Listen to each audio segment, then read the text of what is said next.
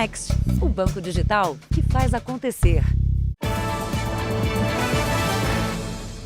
Olá, boa noite. Boa noite. O aumento de motocicletas que circulam pelas principais cidades brasileiras também fez crescer o número de roubos e furtos desses veículos. Só no estado de São Paulo, mais de 17 mil motos foram levadas por assaltantes nos primeiros 6 meses do ano. Enquanto fazia uma manutenção nesse prédio, o técnico Ataíde quase foi vítima de um roubo. A moto dele, que está sem seguro e ainda não foi quitada, era o alvo dos criminosos. Põe trava, põe tudo, que nem trava de segurança, alarme, mas ele sempre tem um jeito de bular. Desta vez, um outro motociclista que passava pelo local estranhou a movimentação e chamou a polícia. Os 2 ladrões foram presos. Por sorte e também por conta da rápida atuação da polícia, a moto do Ataíde não foi levada. Mesmo assim, o prejuízo vai ser grande.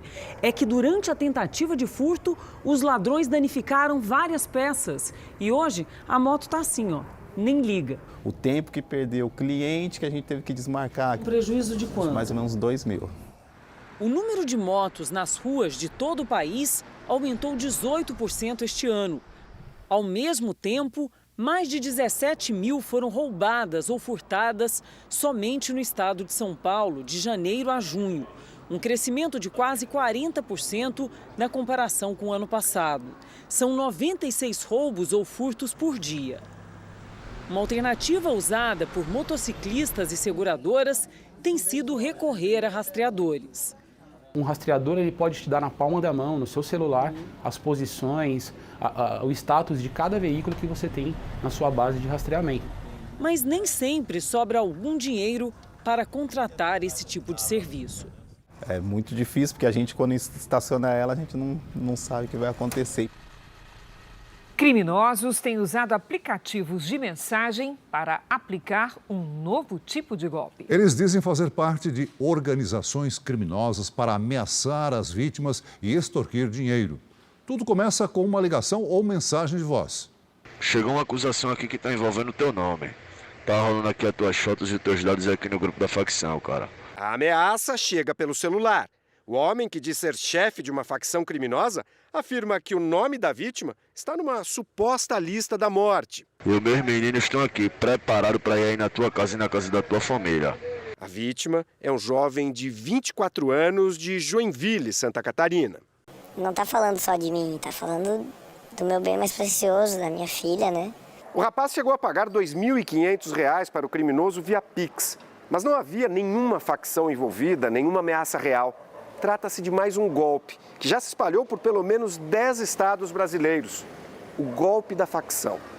Este outro jovem procurou a polícia de Alta Floresta, em Mato Grosso. Ele recebeu o mesmo tipo de ameaça. Um número diferente, dizendo que eu estava devendo, que eu estava denunciando a facção. Em Bauru, no interior de São Paulo, a vítima foi uma comerciante. Ela aceitou falar por telefone. Ligaram lá na loja, né? E a funcionária atendeu. Falaram que iam assaltar a loja e que se a minha funcionária avisasse alguém, ia dar tiro na cara dela. De acordo com a polícia, esta é uma nova versão do antigo golpe do parente sequestrado. É uma variável desse tipo de crime, sim, que trabalha justamente com essa vulnerabilidade com o fator surpresa. Quase sempre os dados das vítimas são recolhidos em aplicativos de relacionamentos e nas redes sociais. Por isso, o delegado recomenda cuidado com as informações postadas na internet. O criminoso, ele previamente também se municia de dados, de forma que o indivíduo consegue montar toda uma referência, um referencial muito grande para poder enganar, ludibriar e ameaçar de forma muito convincente essa vítima. Aterrorizado, assim, uma sensação de pânico constante. Veja agora outros destaques do dia. Televisão passa ao computador como ferramenta de acesso à internet nos lares brasileiros. Empresária tem página clonada na internet e consumidores caem em golpe. Ator diz que vídeos de pornografia infantil eram para pesquisa, mas justiça mantém prisão. Espera para dar adeus à rainha dura 12 horas e até ex-jogador David Beckham entra na fila.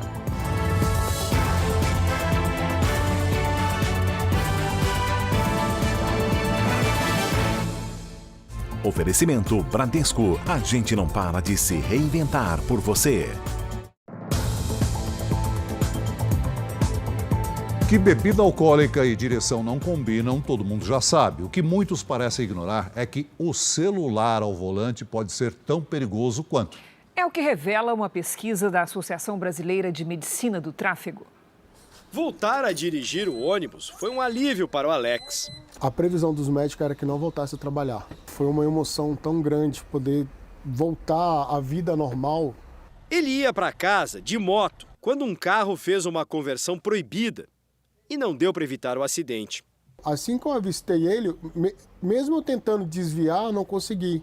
Aí ele foi e atingiu a minha perna.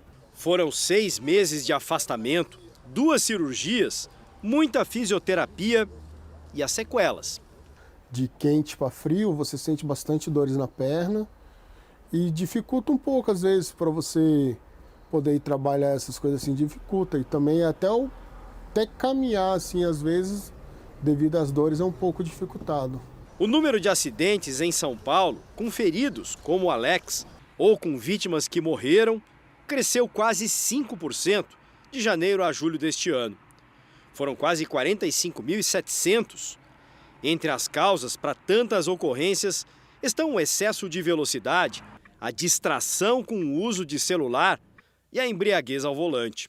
Mesmo sabendo que é proibido dirigir depois de tomar qualquer dose de bebida alcoólica, tem gente que acha que tem uma boa resistência, que não vai sofrer qualquer efeito e resolve se arriscar. A gente veio até esse simulador para mostrar o quanto esse comportamento é perigoso. A gente vai ver como é que fica agora. Seria o equivalente a ter tomado uma garrafa de vinho, praticamente. Olha só como é que fica. Olha só. O nível de alteração que tem para a pessoa que está dirigindo. E aí acontece isso que aconteceu agora. Agora o teste é com o celular. Aí, ó, eu acabei de atropelar uma pessoa porque estava prestando atenção no celular em vez de prestar atenção no meu caminho. O uso de celular ao volante ou mesmo em motos é a causa de 57% dos acidentes entre motoristas com idades entre 20 e 39 anos.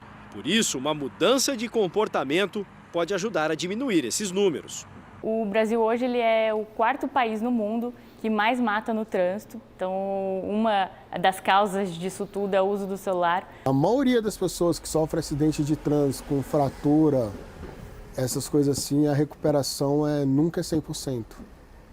O Brasil gasta 50 bilhões de reais por ano com internações e tratamentos médicos para vítimas de acidentes de trânsito. Os flagrantes de imprudência ao volante são comuns em todo o país. Em questão de minutos, uma imprudência muda a rotina do trânsito e quase tira uma vida. O carro branco ignora a sinalização, avança sobre a preferencial e atinge em cheio outro veículo.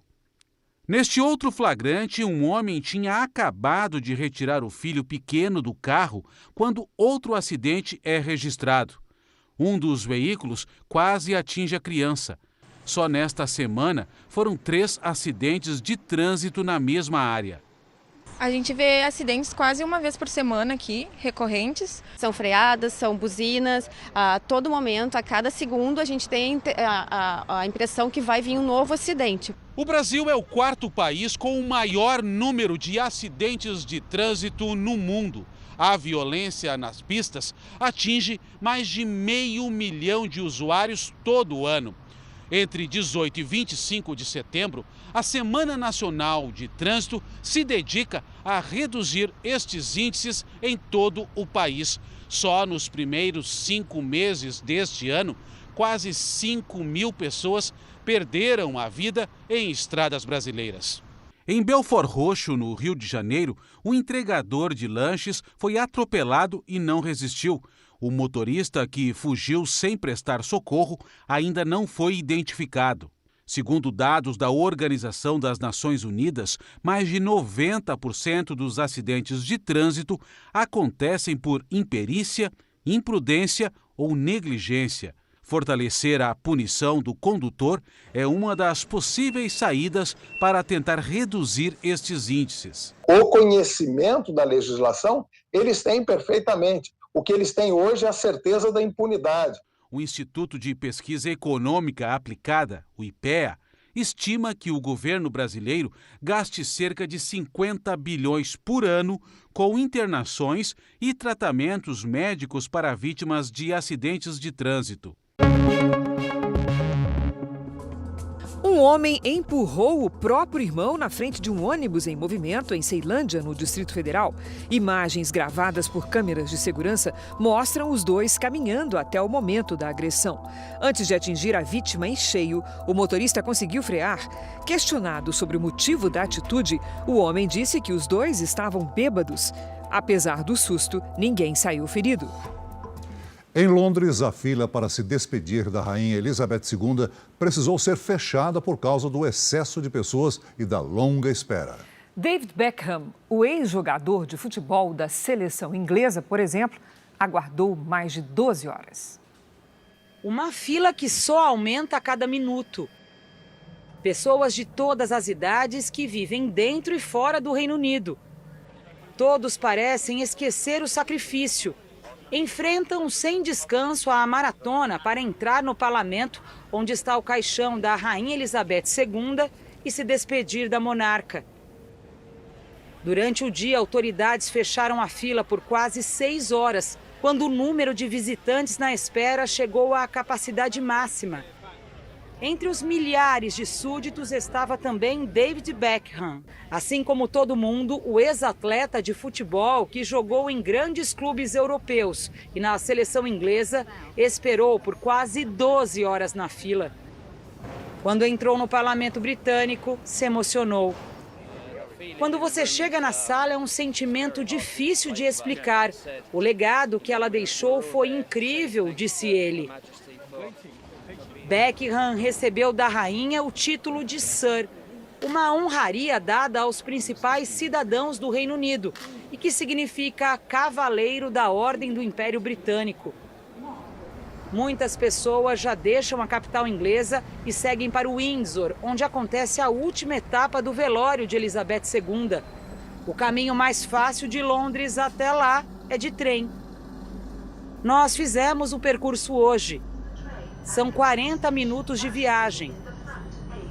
Windsor, que tem apenas 30 mil habitantes, é uma cidadezinha bem charmosa, calma, no sudeste da Inglaterra.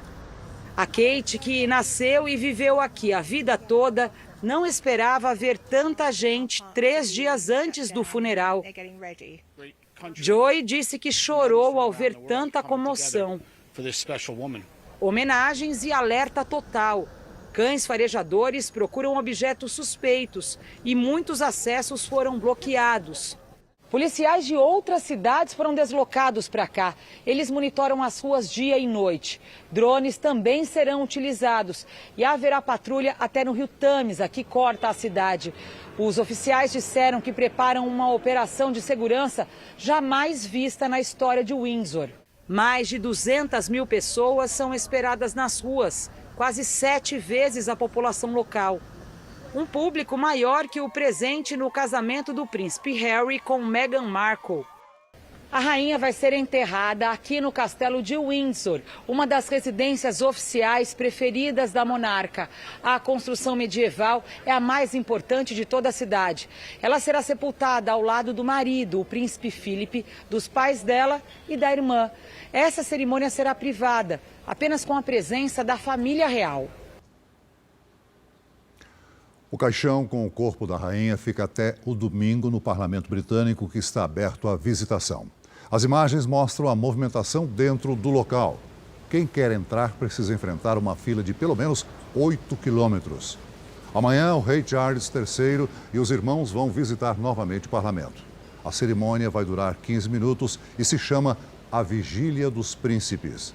Os netos de Elizabeth II também vão participar. No país de Gales, o rei Charles III foi recebido com protestos por parte da população. Quem tem os detalhes é a nossa enviada especial ao Reino Unido, Thaís Furlan. Boa noite, Thaís. Boa noite, Cris. Boa noite, Celso. Pela primeira vez desde a morte da mãe, Charles recebeu vaias em público. Foi durante a visita dele e da rainha consorte Camila ao país de Gales nesta sexta-feira. Eles estavam a caminho do castelo de Cardiff para uma reunião com o primeiro-ministro do país, quando um grupo de 100 manifestantes fez o protesto. Eles seguravam cartazes contra a monarquia. Apesar da manifestação, o rei também recebeu o apoio dos súditos. Autoridades e governantes estarão aqui em Londres para o funeral de Estado, marcado para segunda-feira. Antes disso, no domingo, eles serão recebidos pelo rei Charles no Palácio de Buckingham. Celso, Cris. Obrigada, Thaís. Veja a seguir. No Brasil, a televisão ultrapassou o computador na hora de acessar a internet em casa. Ainda hoje, Ministério Público pede a prisão de padrasto que agrediu o menino de 4 anos no Rio.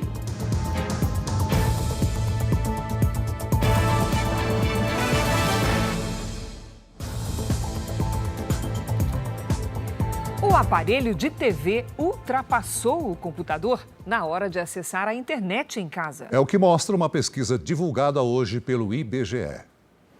A casa dos brasileiros está cada vez mais conectada. 9 em cada 10 têm acesso à internet. Crescimento de 6% em 2 anos, de acordo com o IBGE. O celular continua sendo a principal forma de conexão. Está presente em praticamente todas as casas do Brasil com acesso à internet. A mudança veio na sequência do ranking. A televisão assumiu o lugar do computador como o segundo equipamento mais usado para se conectar à internet em casa. O que gerou esse consumo maior foi esse acesso fácil aos dispositivos, principalmente o celular e a Smart TV, que também caiu um pouco o preço. Hoje você não paga tão caro no Smart TV e não paga tão caro no celular que possui internet. Pela primeira vez, mais da metade dos idosos brasileiros acessa a internet. Walter é um exemplo disso. Ele resolve praticamente tudo pelo celular. Às vezes eu estou lá mostrando para o cliente, o celular toca, é outro cliente, de um lugar eu vou para outro, né? E chego em casa, você está vendo como é que é, né? O celular não para, né? não para. O presidente da Petrobras, Caio Mário Paz de Andrade, foi diagnosticado com um carcinoma, que é um tipo de câncer na cabeça e no pescoço. Ele já iniciou o tratamento com quimioterapia e radioterapia e vai continuar trabalhando normalmente. De acordo com uma nota da empresa, as taxas de cura desta forma da doença são altas. O Supremo Tribunal Federal iniciou o julgamento que pode confirmar a decisão do ministro Edson Fachin e limitar decretos do presidente Jair Bolsonaro sobre a compra e a venda de armas. O repórter Yuri Ascar tem os detalhes dessa informação. Boa noite, Yuri. Boa noite, Celso, Cris, boa noite a todos. O julgamento ocorre no plenário virtual, ou seja, não há discussão. Os ministros apenas inserem os votos no sistema. Os posicionamentos podem ser apresentados até o dia 20, terça da semana que vem. Relator de 3 ações que questionam decretos editados pelo presidente, o ministro Edson Fachin afirmou que é preciso restringir o acesso às armas diante do risco do aumento da violência política. Para ele, a posse só deve ser autorizada para pessoas que, por motivos profissionais e pessoais, comprovem efetiva necessidade. Ele também é a favor de restringir a compra de alguns tipos de armas para apenas casos de interesse de segurança pública ou da defesa nacional. Até o momento, 4 ministros seguiram a posição de Fachin. Cris, Celso. Obrigado, Yuri. Ainda hoje, prédio de 42 andares pega fogo na China. E veja também, dona de salão de beleza tem a página na internet clonada por criminosos.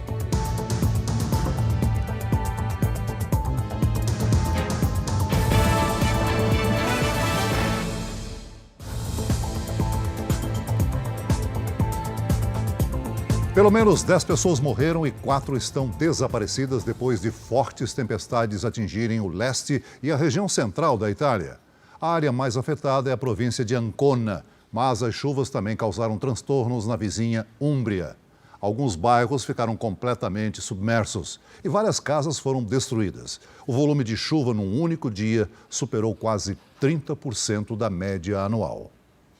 Aqui no Brasil, a chuva deixa o Rio de Janeiro em alerta. O risco é de alagamentos e deslizamentos. Já está conosco a Lidiane Sayuri.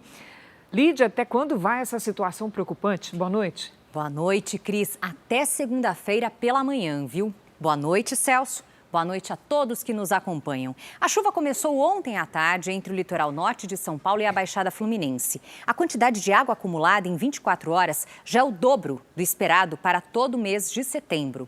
E a frente fria segue na altura do Rio de Janeiro neste sábado. Por isso, a chuva será constante em toda a costa do Sudeste. Além do risco de alagamentos e deslizamentos no estado, o mar fica agitado entre o Rio Grande do Sul e o Rio de Janeiro até segunda-feira de manhã. Nas Serras Gaúcha e Catarinense, temperatura abaixo de zero e geada logo cedo.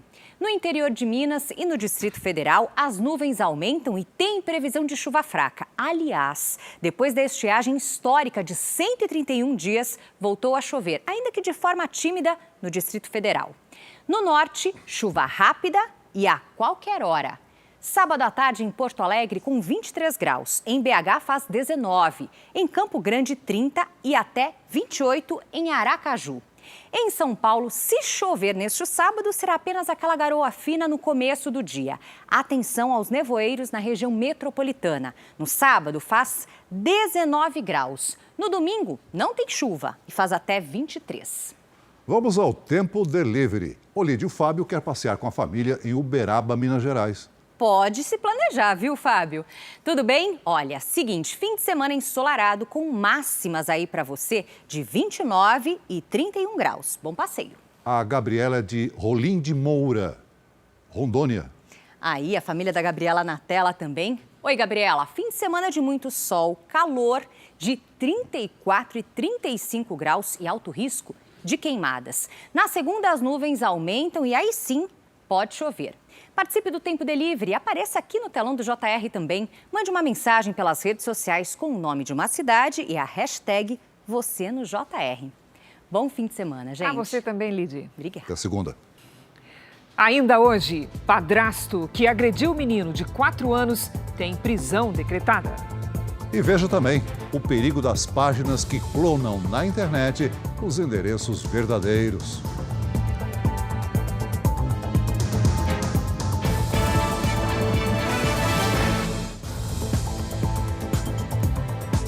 O presidente ucraniano Volodymyr Zelensky voltou a acusar a Rússia por crimes de guerra.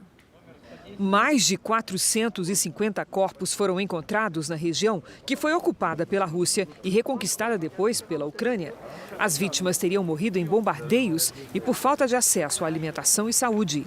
O governo ucraniano anunciou também a descoberta de salas de tortura nas proximidades da cidade de Kharkiv. Moscou ainda não se manifestou. Enquanto isso, o presidente russo Vladimir Putin disse desejar que o conflito termine o mais rapidamente possível.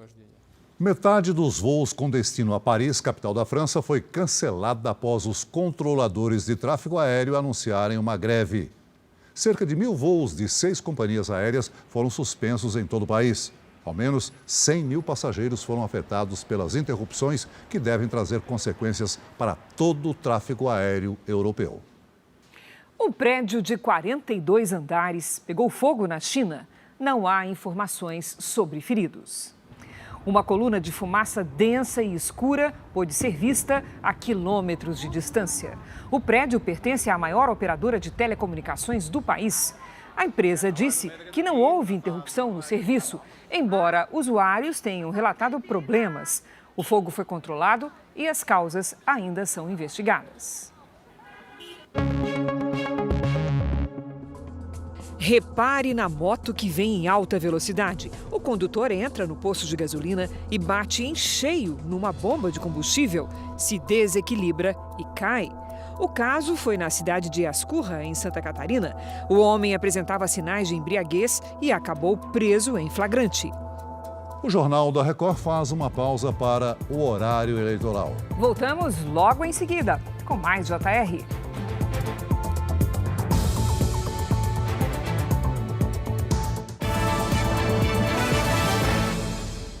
O Jornal da Record está de volta. 27% dos brasileiros já foram alvo de crimes pela internet. É o que aponta um estudo de uma empresa especializada no monitoramento de fraudes digitais. A dona de um salão de beleza na Grande São Paulo teve a página da empresa clonada. Muitos clientes foram enganados. Letícia foi vítima do golpe das páginas falsas. Estelionatários clonaram o perfil da empresa dela e passaram a mandar links com propagandas enganosas. As promoções induziam os clientes a fazer um novo cadastro no salão de beleza. Mas na hora do pagamento, o dinheiro ia parar na conta dos golpistas. Nós temos um canal direto de mensagens com nossos clientes e dentro desse canal a gente recebeu uma mensagem de uma cliente perguntando. E aí a gente foi confirmar e realmente viu que era uma página de fraude. Apesar de a Letícia ter feito um boletim de ocorrência há uma semana, a página criada pelos golpistas continua ativa na internet e com mais de 3 mil seguidores. A original, a da Letícia, tem 12 mil seguidores. Muitos clientes tiveram contas em redes sociais e celulares clonados. E, é claro, prejuízos a lamentar. A gente sabe que teve um grande retorno aí de golpe que as meninas caíram. Em torno de umas 100 clientes, por aí. Lorena frequenta o salão de beleza e quase caiu no golpe. Eu recebi a mensagem no meu celular pedindo os meus dados, que eu tenho um sorteio. Aí que começou a cair um pouco a ficha, porque realmente tinha um ia mais, e aí que eu falei, nossa, essa é a página do golpe que elas tinham comentado. De acordo com o levantamento de uma empresa de tecnologia, as fraudes digitais cresceram 67% no segundo trimestre deste ano, em comparação com o mesmo período de 2021. O estudo revela que 7 em cada 10 entrevistados têm medo de perder a privacidade e ter a identidade roubada ao compartilhar dados pessoais. O especialista em crimes digitais explica como as pessoas podem se proteger contra os golpes das páginas falsas. Tem que ficar muito atentas à questão das ofertas. Em relação a essas ofertas, sempre faça um outro contato com a loja para verificar se procede ou não. Caso identifique um perfil falso ou uma página clonada, imediatamente comunicar aos clientes e potenciais clientes e procurar ajuda especializada para apurar a autoria e principalmente para remover esse perfil clonado. A Justiça do Rio de Janeiro aceitou a denúncia do Ministério Público e decretou a prisão do homem que bateu no enteado de 4 anos em Niterói, na região metropolitana da capital. A mãe da criança foi ouvida pela primeira vez pela polícia após divulgar o vídeo. Há 7 meses, Jéssica tenta provar que o ex-companheiro Victor Arthur Pinho Possobon, de 32 anos, agrediu o filho dela. Essas imagens mostram quando o homem sufoca o garoto e depois dá tapas nele. O que mais me traz indignação é ter que esperar depois de tudo isso, que foi visto por todo mundo. Jéssica tem uma filha com o Victor, que ficou com a criança depois que ela resolveu sair de casa. Em depoimento, a vítima afirma ter sofrido agressões físicas e psicológicas antes de terminar o relacionamento. Ela relatou aos policiais que engravidou de Victor uma segunda vez após ser abusada sexualmente, mas perdeu a criança com 16 semanas de gravidez por conta das agressões. Victor acumula diversas passagens pela polícia por violência doméstica, lesão corporal, injúria e ameaça. Uma dessas queixas foi feita pela mãe dele em 2013. A vítima foi espancada pelo filho, que chegou a ser preso, mas foi liberado logo depois. Há 4 anos, ele também perdeu todos os direitos sobre o primeiro filho de um outro relacionamento. Lutador de boxe, Victor não tem um emprego formal. Ele foi visto pela última vez na academia do prédio onde mora. Mas desde a publicação dos vídeos, nem ele, nem a filha que ele tem com Jéssica foram mais encontrados. Ele é uma pessoa completamente agressiva e eu acho que estão esperando ter uma morte. Prezo muito por não ser a da minha filha, né, que está perto dele, e ela tão frágil com 1 ano. Eu não sei do que ele pode ser capaz.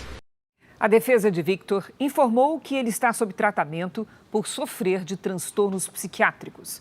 Disse ainda que no dia da agressão a criança estaria em estado de completa tensão emocional, porque Jéssica teria tido um surto. Os advogados negam que Victor tenha agredido ou provocado aborto na ex-companheira. Eleições 2022. Vamos ver como foi a sexta-feira dos candidatos à presidência da República. O presidente candidato à reeleição pelo PL, Jair Bolsonaro, chegou a Prudentópolis, na região central do Paraná, em uma motociata. Na cidade, que abriga a maior comunidade ucraniana do Brasil, Bolsonaro fez uma saudação aos refugiados da guerra. Ele também comentou a situação da Nicarágua, na América Central, onde opositores do governo são perseguidos, emissoras de TV foram fechadas e religiosos expulsos do país. No discurso, Jair Bolsonaro citou números da economia, lembrou que a taxa de desemprego está em queda e o PIB em alta, e fez elogios ao agronegócio. O agronegócio é a locomotiva da nossa economia. E o trabalho de vocês, mais do que divisa, nos garantem a segurança alimentar e a segurança alimentar também de mais de 1 bilhão de pessoas ao redor do mundo. Ainda no Paraná, Bolsonaro também participou de um comício em Londrina, no norte do estado. Lula, candidato pelo PT, chegou a Porto Alegre no início da tarde e conversou com a imprensa. A estratégia da campanha é visitar os 3 estados da região sul até domingo, para tentar reduzir a desvantagem que Lula tem na região em relação ao candidato à reeleição, Jair Bolsonaro, de acordo com as pesquisas eleitorais. O candidato do PT disse que vai investir na educação básica, valorizando professores, melhorando a merenda escolar e aumentando o período que a criança fica na escola. Você não investindo na educação, você não transforma o país num país desenvolvido, do ponto de vista cultural, do ponto de vista científico, do ponto de vista tecnológico, do ponto de vista da competitividade. Você não transforma. Agora, a campanha de Lula está focada nas abstenções, ou seja, nas pessoas que deixam de votar. O candidato vem pedindo que os eleitores compareçam às urnas no dia 2 de outubro. O primeiro compromisso de campanha de Ciro Gomes foi em Campina Grande, na Paraíba. Depois, o candidato do PDT viajou para Belém do Pará. No encontro com apoiadores e lideranças do partido, Ciro falou sobre desenvolvimento sustentável. No encontro às margens do Rio Guamá, Ciro Gomes defendeu a criação de uma empresa pública para exploração mineral sustentável em terras indígenas. A estatal, segundo a proposta, seria controlada pelos próprios povos originários. O candidato também falou sobre o manifesto contra ele, que estaria sendo organizado por dissidentes do PDT e apoiadores de Lula. Isso é mais uma mentira do Lula, não tem isso aí, não existiu. Se você me mostrar uma assinatura de um pedetista, a gente volta a conversar. Isso é uma mentira do Lula. Lula se especializou nisso, na mentira. Depois, Ciro Gomes seguiu em viagem para o Amapá, onde se encontrou com o governador do estado. A candidata à presidência pelo MDB, Simone Tebet, começou o dia com uma visita ao Centro Histórico de São Luís, no Maranhão. Caminhou com apoiadores e destacou a importância do turismo para a economia do país. Um povo sem passado, sem cultura, não tem condições de ter futuro. Nós precisamos resgatar o turismo interno no Brasil. É o que aquece a economia, é a indústria que menos polui, que mais gera emprego e renda na mais diversidade econômica. E é isso que nós queremos para o Brasil. A candidata aproveitou a passagem pelo Maranhão e se reuniu com o ex-presidente e colega de partido, José Sarney. Tebet recebeu o apoio dele na corrida ao Palácio do Planalto. À tarde, a candidata esteve em Brasília e visitou uma importante feira em Taguatinga, região que fica a 23 quilômetros do centro da capital federal. A candidata do União Brasil, Soraya Tronic, participou do ciclo de debates organizado pelo Sindicato dos Engenheiros do Estado de São Paulo. A candidata defendeu a proposta de criação do Imposto Único, que substituiria mais de 10 impostos e contribuições federais. Entre as mudanças, Soraya citou a que isenta patrões e empregados de contribuir com a Previdência. Todos ficarão isentos do INSS, não vai mais ser bancado pela nossa folha de pagamento, nem pelo desconto, nem pelo patronal, inclusive, que significa 20% da folha de pagamento. Quem é patrão aqui sabe, e quem é funcionário também sabe. Depois, Soraya visitou uma feira voltada ao setor de hotéis. Kelmo Luiz, candidato do PTB, visitou a comunidade de Bananeiras, no Recôncavo Baiano, Ele se encontrou com a população do local e prometeu melhorar as condições do transporte marítimo para quem trabalha na capital, Salvador. O candidato do Novo, Felipe Dávila, visitou uma ONG em Uberlândia e se encontrou com entidades empresariais em Uberaba, Minas Gerais.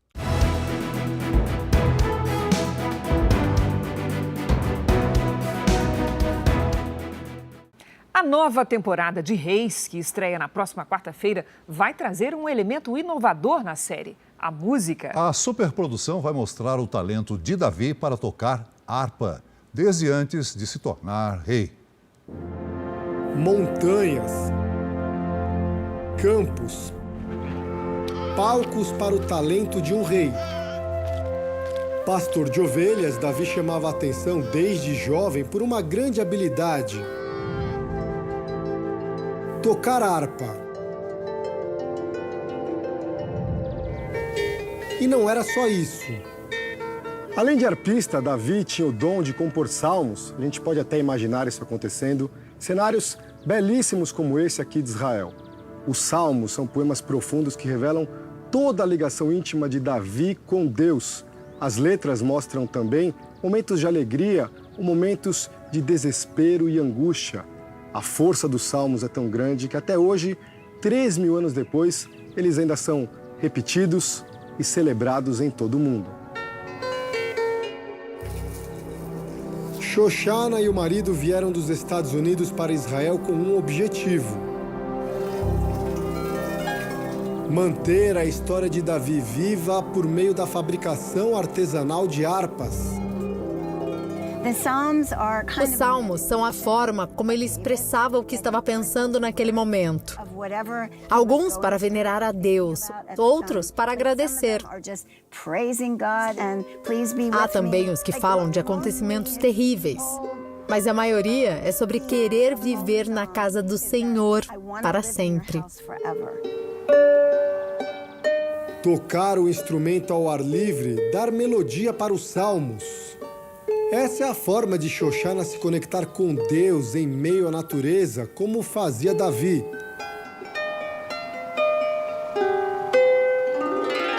Entre as composições de Davi, um salmo chama a atenção. Talvez o mais magistral, famoso e tocante salmo que a gente conhece, o Salmo 23, que eu diria assim, é meio que uma radiografia geral, né, do que acontece com Davi como rei. O Senhor é o meu pastor, nada me faltará. Deitar-me faz em verdes pastos, guia-me mansamente a águas tranquilas. Palavras singelas com tantos significados. Davi é pastor de ovelhas. Então, ele vai mostrar o relacionamento dele com Deus, o que é um grande desafio, né? Como é que eu descrevo a Deus? O poderoso, o criador. Ele vai dizer que ele é o meu pastor. Estabelece o sustento. A trajetória do pastor, poeta e músico do campo é o grande destaque da 4ª temporada da série Reis. A principal característica dele, jovem, é a benevolência dele para com as ovelhas. E isso se retrata mais tarde com o povo de Israel quando ele se torna rei. O mesmo carinho, a mesma proteção que ele dá às ovelhas, ele transfere isso mais velho ao povo de Israel. Mais novo entre seus irmãos, Davi era rejeitado por eles. Só quer mostrar o coração que ele tem para essa família, para o povo dele, e ele não tem inveja nenhuma. Os irmãos, muita inveja. Em muitos momentos sozinho, a música e o salmo se tornam uma companhia importante e uma forma do jovem se relacionar com Deus. Desde que foi escolhido para interpretar o Davi, o Gabriel Vivan passou por uma longa preparação. Fez estudo do personagem, vivência da rotina dos tempos bíblicos, então ele aprendeu a pastorear a ovelha, a tocar harpa e a cantar. A cantar principalmente os salmos compostos por Davi 3.000 anos atrás. E agora a gente vai ouvir um pouquinho. Solta a voz aí, Gabriel. O Senhor é o meu pastor e nada me faltará. O Davi é um artista nato. Ele começa a tocar harpa muito cedo, ele canta muito bem. Os salmos são os momentos de mais conexão de Davi com Deus. Davi, toda vez que está em silêncio, ele está conversando com Deus. A nova temporada da série Reis estreia na próxima quarta, logo após o Jornal da Record.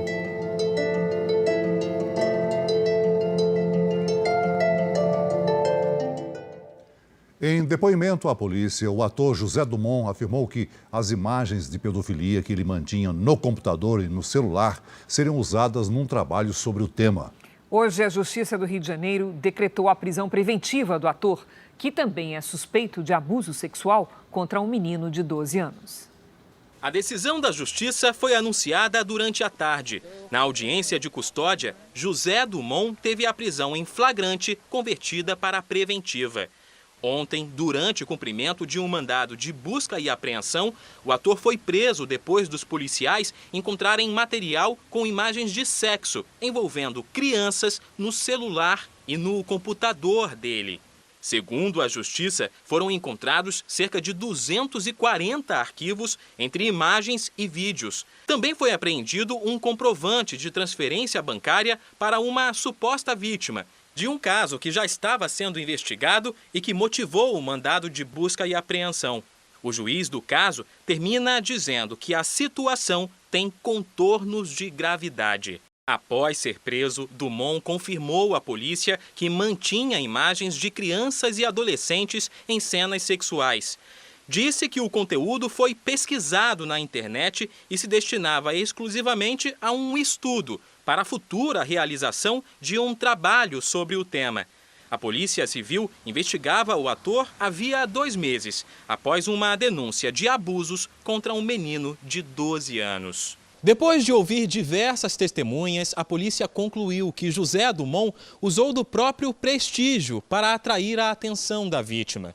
Os abusos teriam acontecido em troca de ajuda financeira e presentes. Imagens de câmeras do condomínio teriam flagrado Dumont beijando e tocando a criança. A Justiça decretou sigilo nas investigações. A polícia ainda apura se existem outras vítimas.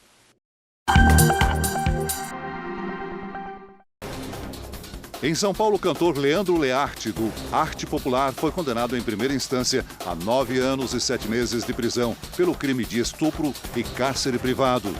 A vítima é uma estudante que o cantor conheceu pela internet. Numa rede social, ele disse ser vítima de injustiça. O cantor ainda pode recorrer.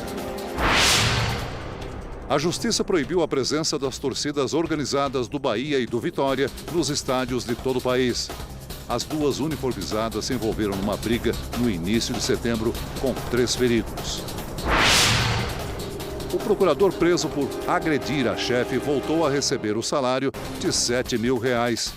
De acordo com a Prefeitura de Registro em São Paulo, a comissão que analisa o processo administrativo considerou que a prisão não justifica a suspensão da remuneração.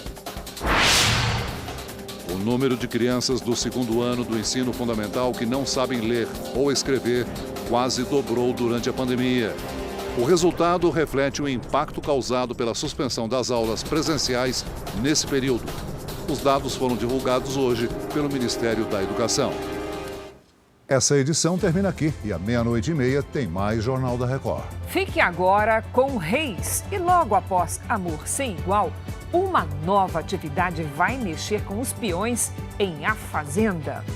Bom final de semana para você. Boa noite.